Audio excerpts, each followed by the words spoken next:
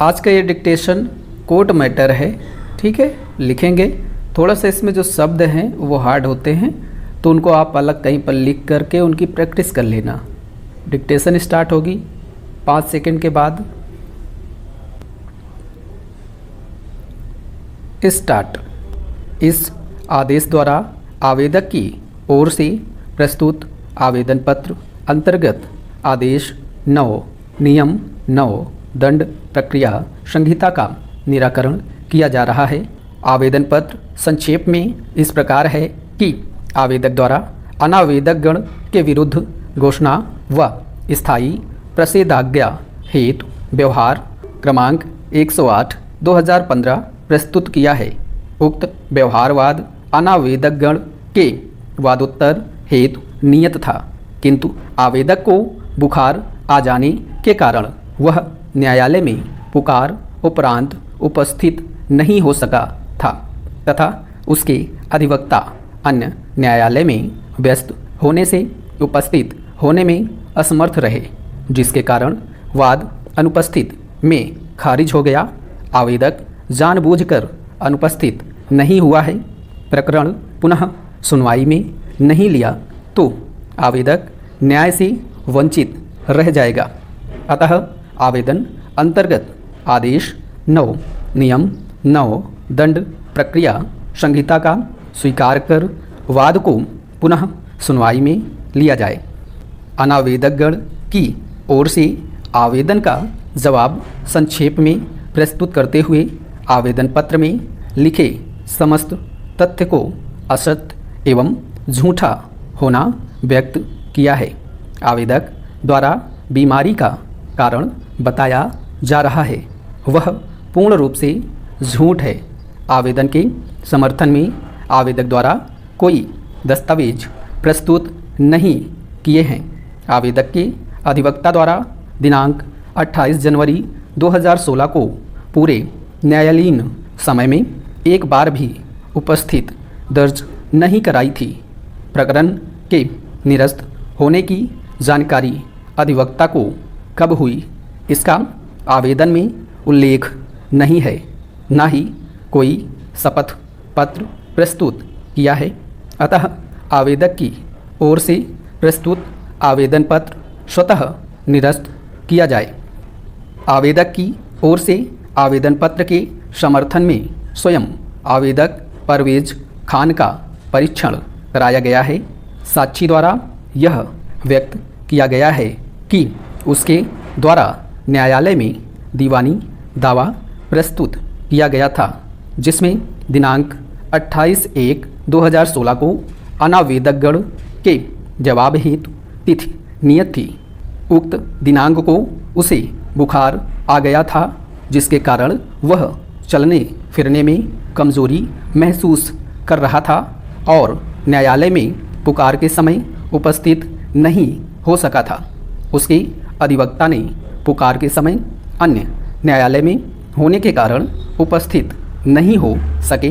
न्यायालय में पुकार के समय उसकी अनुपस्थित जानबूझकर नहीं की गई थी। आवेदक की ओर से आदेश दिनांक 28/1/2016 की सत्य प्रतिलिपि प्रस्तुत की गई है। आवेदक द्वारा प्रति परीक्षण में यह स्वीकार किया गया है कि बीमारी के संबंध में उसके द्वारा कोई भी दस्तावेज प्रस्तुत नहीं किया गया है। साक्षी की स्वीकारोक्ति से उसके अनुपस्थित का कारण की पुष्टि नहीं हो सकी है।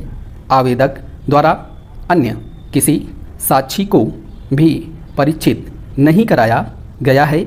आवेदक द्वारा यह व्यक्त किया गया है कि उसके अधिवक्ता अन्य न्यायालय में व्यस्त थे, किंतु उक्त संबंध में अधिवक्ता का ना ही शपथ पत्र प्रस्तुत किया गया है, ना ही उनका परीक्षण कराया गया है। ऐसी स्थिति में आवेदक एवं उनके अधिवक्ता की दिनांक 28/1/2016 को अनुपस्थित का जो कारण बताया गया है उसकी पुष्टि नहीं हो सकी है। आवेदकगण द्वारा धारा 166 मोटरयान अधिनियम के अंतर्गत आवेदन प्रस्तुत कर दिनांक 6/6/2016 को कारित दुर्घटना में मृतक अतुल दुबे की मृत्यु होने के कारण अनावेदकगण से संयुक्त रूप से अथवा 23,000 रुपये क्षतिपूर्ति दिलाए जाने का निवेदन किया गया है। आवेदन पत्र के अनुसार दुर्घटना दिनांक 6/6/2016 को करीब 1 बजे मृतक गाड़ी से घर से सीहोर जा रहा था। जब वह शहर में नाका के पास पहुंचा, तभी ट्रक के चालक अनावेदक क्रमांक 1 ने वाहन को लापरवाही पूर्वक चलाते हुए मृतक की गाड़ी में जोरदार टक्कर मार दी, जिससे अतुल दुबे को गंभीर चोटें आईं। घटनास्थल पर उपस्थित व्यक्तियों ने मृतक को गाड़ी से ले जाकर शासकीय अस्पताल में भर्ती कराया, जहां उसे मृत घोषित कर दिया गया। इस संबंध में पुलिस थाने में सूचना दी गई थी और उसके बाद उक्त अपराध को पंजीबद्ध किया गया।